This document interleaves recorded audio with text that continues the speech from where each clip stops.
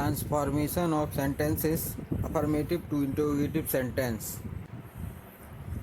Rule number first, जब कोई simple वाक्य होता है, साधारण वाक्य होता है, तो उसे हम किस तरह से इंट्रोगेटिव में बदलते हैं। सबसे पहले एग्जाम्पल नंबर पहला, ही वाज वेरी जेंटल। अगर इसे इंट्रोगेटिव में बदलना है तो was not he very gentle और लास्ट में क्वेश्चन मार्क। तो यहाँ पर दोनों चीज़ें हैं, ऑक्सिलरी वर्ब भी है और सब्जेक्ट भी है।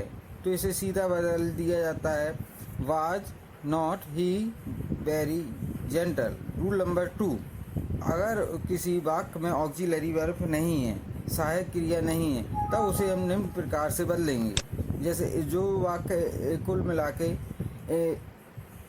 इंडेफिनिट में होते हैं, साधारण वाक्य जिसमें हम हेल्पिंग वर्ब का प्रयोग नहीं करते, ऑक्सिलरी वर्ब नहीं होती, जैसे ही प्लेज फुटबॉल, यहाँ पर कोई भी नहीं है, तो इसे हम इसकी जब इंट्रोगेटिव में बनाएंगे तो डू या डज लगेगा, क्योंकि ये प्रेजेंट इंडेफिनिट का है। तो डज ही प्ले फुटबॉल और लास्ट में क्वेश्चन मार्क। इसी तरह अगर पास्ट में दिया जाता है तो पास्ट में भी वही काम करना पड़ेगा। जैसे कि यहाँ they did not play football yesterday, यहाँ दी गई है, लेकिन ये नेगेटिव में है, तो इसका जो डिड है वो आगे आ जाएगा, did they play football yesterday. ये इंट्रोगेटिव में बदल गया। रूल नंबर 3, अगर किसी वाक्य में असर्टिव का वाक्य होता है और नेवर का उपयोग होता है, तो उसे जब हम इंट्रोगेटिव में बनाएंगे तो उधर पर एवर में बदल देते हैं। जैसे आई नेवर ड्रिंक टी, इसको जब इंट्रोगेटिव में बदला जाएगा तो do I ever drink tea और लास्ट में क्वेश्चन मार्क। इसी तरह से रूल नंबर 4, इसमें एवरीबडी, एवरीवन और ऑल, इनको हम निम्न प्रकार से बदलते हैं। इसके लिए सबसे पहले हु आएगा plus do not oblique does not oblique did not, इन तीनों में से किसी एक को लिया जाता है। जैसे कि everybody wishes to be happy, इसे जब बदला जाएगा तो who does not wish to be happy. Does not इसलिए आया है क्योंकि विशेस था, ये प्रेजेंट इंडेफिनिट में जा रहा था, इसलिए यहाँ पर हमने डज नॉट लगाया है।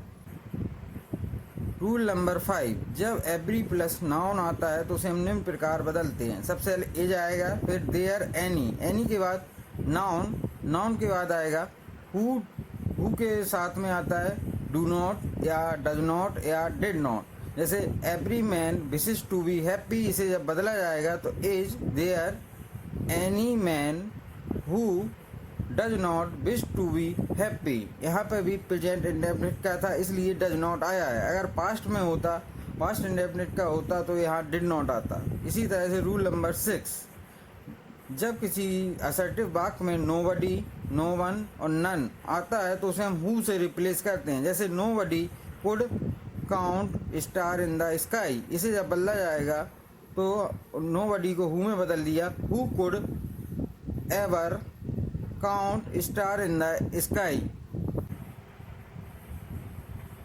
रूल नंबर 7, जब असर्टिव सेंटेंस में देयर इज नो आए तो उसे हम हु पर्सन के लिए लाते हैं और व्हाट किसी थिंग के लिए लाएंगे।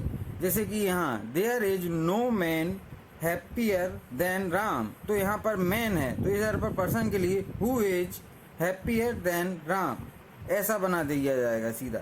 इसी तरह से रूल नंबर 8, यदि असर्टिव सेंटेंस में इट डज नॉट मैटर आता है तो उसे हम व्हाट, थ्रो या डज इट मैटर के द्वारा रिप्लेस करते हैं। जैसा कि यहाँ it does not matter if you fall in the exam, इसे जब बदला जाएगा तो what, through if you fall in the exam और लास्ट में क्वेश्चन मार्क।